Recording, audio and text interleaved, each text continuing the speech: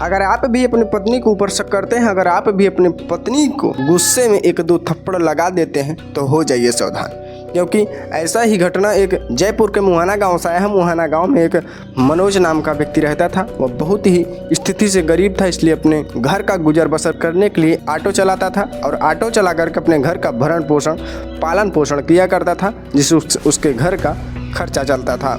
लेकिन जब वह जवान होता है धीरे धीरे तो उसके माता पिता उसके एक लड़की से शादी कर देते हैं जिसका नाम अनीता होता है।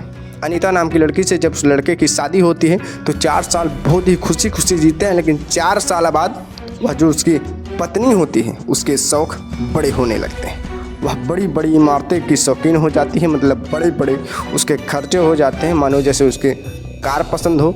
झोपड़ी से निकल कर आई लड़की इंस्टाग्राम की चकाचौंध में इतनी अंधी हो गई कि वह एक ऐसा कदम उठाए जिसे सुनकर आपकी रूह कांप जाएगी। तो दोस्तों बने रहिएगा कहानी का लास्ट तक। कहानी बहुत ही रोमांचक, बहुत ही भावनात्मक है, इसलिए वीडियो को बिना स्किप किए लास्ट तक जरूर देखिएगा ताकि आपको पूरी जानकारी मिल सके और आपके साथ ऐसी घटना ना हो, इसलिए इस वीडियो को लास्ट तक जरूर देखिएगा। लेकिन उससे पहले दोस्तों आप अगर मेरे चैनल पर नए हो तो चैनल को सब्सक्राइब करके वीडियो को लाइक कर देना और बेल आइकन पर ऑल प्रेस कर दीजिएगा ताकि मेरी आने वाली वीडियो की नोटिफिकेशन आप तक सबसे पहले पहुंचे और आप सतर्क रहें और सुरक्षित रहें।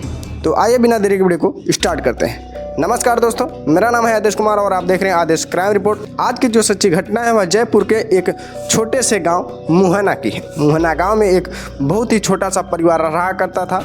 वह एक बेटा और अपने माता पिता के साथ बहुत ही सुखमय तरीके से रहा करता था, लेकिन उनके घर की जो आर्थिक स्थिति होती है वह बहुत ही ज़्यादा ख़राब होती है, जिसके चलते जो मनोज नाम का लड़का होता है दोस्तों वह ऑटो रिक्शा चला करके अपने घर का पालन पोषण भरण पोषण किया करता था। अब ऐसे ही दिन गुजरता गया और जो मनोज होता है वह धीरे धीरे शादी की एज का हो गया। तकरीबन 23 से 24 साल उसकी उम्र होती है। जब वह शादी के एज का होता है तो उसके माता पिता अब धीरे धीरे बूढ़े होने की कगार पर होते हैं। तो जो उसके माता पिता थे वह मनोज को कहते हैं कि बेटा अब तू अपनी शादी कर ले। फिर जो मनोज होता है वह भी मान जाता है। फिर जो मनोज के माता पिता होते हैं वह एक अच्छी और सुंदर लड़की देख उसकी शादी कर देते हैं। उस लड़की का नाम अनीता होता है। अनीता भी बहुत ही ज़्यादा गरीब घर की थी। वह झोपड़पट्टियों में पली बड़ी थी, जिसके चलते वह भी मनोज के साथ काफ़ी खुश रहती थी। मनोज ऑटो से अब धीरे धीरे अच्छा खासा पैसा कमाने लगा था, जिसके उससे घर का खर्चा, उसकी पत्नी का खर्चा, उसका खुद का खर्चा एकदम आराम से चल जाता था। लेकिन जो अनीता नाम की लड़की होती है उसके अब धीरे धीरे शौक़ बड़े होने लगे थे। शादी के तकरीबन 4 साल बाद उसके शौक़ इतने बढ़े कि वह सोचती थी कि मैं भी अब एक बॉयफ्रेंड बनाऊंगी और उसके साथ घूमा फिरा करूंगी, क्योंकि जो मनोज नाम का उसका पति होता है वह खाली नहीं रहता था। इसलिए जो अनीता नाम की लड़की होती है दोस्तों एक मोहित नाम के लड़के को अपने प्यार के जाल में फंसाती है, वो भी इंस्टाग्राम की आईडी से। वह इंस्टाग्राम की चकाचौंध से इतनी अंधी हो गई कि उस मोहित नाम की लड़की को अपने प्यार के जाल में फंसाया और वह मोहित नाम का लड़का भी इसके प्यार में फंस गया। इसके रूप रंग को देखकर मोहित हो गया। फिर क्या था, इन दोनों के बीच में 3 से 4 महीने लगातार बात होता है। बात होने के बाद जब जो मनोज होता है अनीता का पति जब ऑटो चलाकर आता था तो अनीता को देखता था कि काफ़ी ज़्यादा यह खुश रहने लगी है।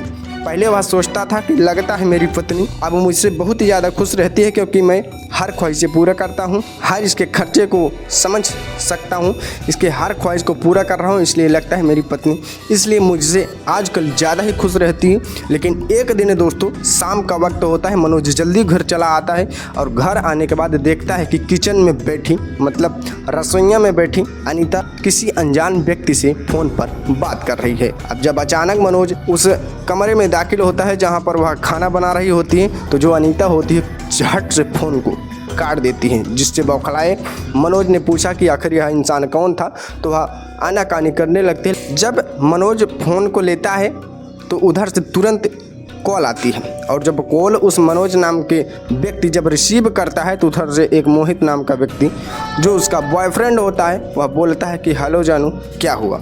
जब यही बात मनोज सुनता है तो समझो वह बौखला जाता है और पत्नी को गुस्से में 1-2 थप्पड़ लगा देता है, जिसके चलते दोस्तों जो अनीता नाम की औरत होती है मनोज की पत्नी वह इतनी क्रोधित होती है कि शाम का वक्त तकरीबन 11 से 12 बजे जब मनोज सो रहा था, इसी बीच में वह अपने बॉयफ्रेंड मोहित के पास कॉल करती है और पूरी दास्तान बताती है कि इसने मुझे मारा है, और बहुत बेरहमी से मारा है। मैं इसके साथ हम नहीं रहना चाहती, तुम इसे जान से खत्म कर दो। यह सुनते ही मोहित थोड़ा चिंतित होता है, लेकिन फिर वो अपने ऋषि के पास फ़ोन करता है। ऋषि उसका एक दोस्त होता है, उसके पास फ़ोन करता है और वह फुटबॉल स्टेडियम के बगल उसे मिलने के लिए बुलाता है।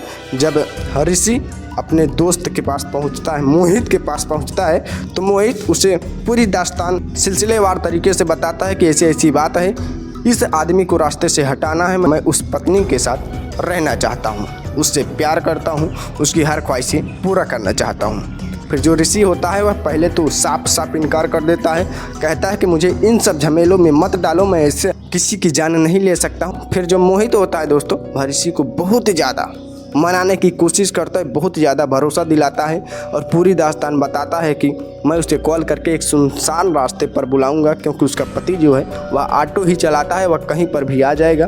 फिर जो यह ऋषि होता है दोस्तों, मोहित के लाख मनाने के बाद वह मान जाता है। मानने के बाद यह दोनों एक सुनसान रास्ते पर जाकर खड़े होते हैं, जहाँ पर किसी का आना जाना नहीं होता है। वहीं से उस मनोज नाम के व्यक्ति के पास कॉल करते हैं और कॉल करने के बाद उसे बुलाते हैं। फिर वह 1-2 घंटे के भीतर ही मनोज वहाँ पर आ जाता है। आने के बाद वह ऑटो खड़ी करता है, लेकिन खड़ी करने के बाद जब इन लोगों को बुलाता है तो यह दोनों ऋषि और मोहित उस मनोज नाम के ऑटो ड्राइवर के पास, मतलब अनीता के पति के पास जाते हैं और वह कुछ समझ पाता इसके पहले ही उसका सर धड़ से अलग कर देते हैं। इतना धारदार हथियार होता है कि उसका सर धड़ से अलग कर देते हैं और अलग करने के बाद यह दोनों वहाँ से तुरंत के तुरंत फरार हो जाते हैं। फिर क्या था, किसी राहगीर की नज़र पड़ती है और नज़र पड़ते ही वह डायरेक्ट पुलिस को कॉल करता है। फिर वहाँ पुलिस पहुँचती है। पुलिस पहुँचने के बाद उस बॉडी को पोस्टमार्टम किया जाता है। फिर पता चलता है कि यह मुहाना गांव का रहने वाला एक मनोज ऑटो ड्राइवर है। फिर जो उसकी पत्नी है, उसकी पत्नी को जब यह बात पता चलती है तो वह नाटक के तौर पर इतनी तेज़ी से चीखने और चिल्लाने लगती है कि आसपास के लोग इकट्ठा हो जाते हैं। वहाँ पर भारी भीड़ जुड़ जाती है और पूछने लगती कि आखिर बात क्या है। तब कुछ ही देर बाद दोस्तों, जो मनोज की लाश होती वह यहाँ पर आती। मनोज की डेड बॉडी को अंतिम संस्कार के लिए भेज दिया गया। पूरा पोस्टमार्टम करके सिलसिलेवार तरीके से उस डेड बॉडी को पोस्टमार्टम के लिए भेज दिया गया। उसके बाद जब पुलिस इन्वेस्टिगेशन में जुटी तो कुछ ऐसे ऐसे राज खुले जिसे सुनकर आपकी आंखें फटी रह जाए। पहले तो कुछ सबूत हाथ नहीं आया, क्योंकि इतनी सफाई से ऋषि और मोहित उसका खून किए थे कि वहाँ पर एक भी सबूत छोड़े नहीं थे। लेकिन क्या था दोस्तों, चोर, हत्यारे, डाकू कुछ न कुछ सबूत छोड़ ही देते हैं। फिर जो पुलिस होती है मनोज की कॉल डिटेल्स निकलवाती है। जब कॉल डिटेल्स निकलवाती है तो उसके फ़ोन में लास्ट बार इसी मोहित नाम के नंबर से कॉल आया था। अब जब मोहित नाम के नंबर से कॉल आया था, फिर इसी मोहित नाम के लड़के के घर पर पहुंचते हैं और मोहित को उठा लेती है। जब मोहित की कॉल डिटेल से निकलवाई जाती है तो पता चलता है मोहित कई दिनों से मनोज की पत्नी से लगातार 2 घंटे 3 घंटे लगातार बातें किया करता था। इसी शक के आधार पर उस मोहित नाम के लड़के को गिरफ्तार कर लिया जाता है। गिरफ्तार करने के बाद जब उसे थाने में ले जाया जाता है तो उससे रहा नहीं जाता, वह सच्चाई उगल देता है। वह कहता है कि मैंने नहीं मारा, इसकी पत्नी खुद अनीता खुद मुझे कॉल करके बताई थी, इसलिए मैंने इसे मौत के घाट उतार दिया। अब दोस्तों, जो उसकी अनीता पत्नी होती है और जो ऋषि होता है, जो मोहित होता है, तीन के तीनों सलाखों के पीछे हैं। इन पर जान लेने का मुकदमा दर्ज कर लिया गया। दोस्तों, आपकी क्या राय है कमेंट में ज़रूर बताइएगा। क्या यह अनीता सही की या गलत की? उस बेकसूर सीधे साधे जो अपने परिवार का पालन पोषण किया करता था मेहनत मजदूरी करके, लेकिन इस औरत के चलते वह आज दुनिया को छोड़ के अलविदा कह गया। आपकी क्या राय है कमेंट में ज़रूर बताइएगा। इस कहानी को सुनाने का मेरा मकसद किसी के भावनाओं को ठेस पहुंचाना या फिर किसी को दुख पहुंचाना नहीं। मेरा बस एक ही उद्देश्य है, बस आपको सचेत, जागरूक और सतर्क करना। तो यह थी आज की सच्ची घटना। अगर आपको वीडियो पसंद आए तो वीडियो को लाइक करके चैनल को सब्सक्राइब कर लीजिएगा और बेल आइकन पर ऑल प्रेस कर दीजिएगा, ताकि मेरी आने वाली वीडियो की नोटिफिकेशन आप तक सबसे पहले पहुँचे। और आप किस जिला से मेरी वीडियो देख रहे हैं कमेंट करके ज़रूर बताइएगा, ताकि हमें भी पता चल सके कि मेरी यूट्यूब फैमिली मुझे वहाँ से सपोर्ट कर रही है, प्यार कर रही है, सहयोग कर रही है। तो मिलते हैं फिर से नई और क्राइम स्टोरी के साथ। तब तक के लिए जय हिंद, वंदे मातरम।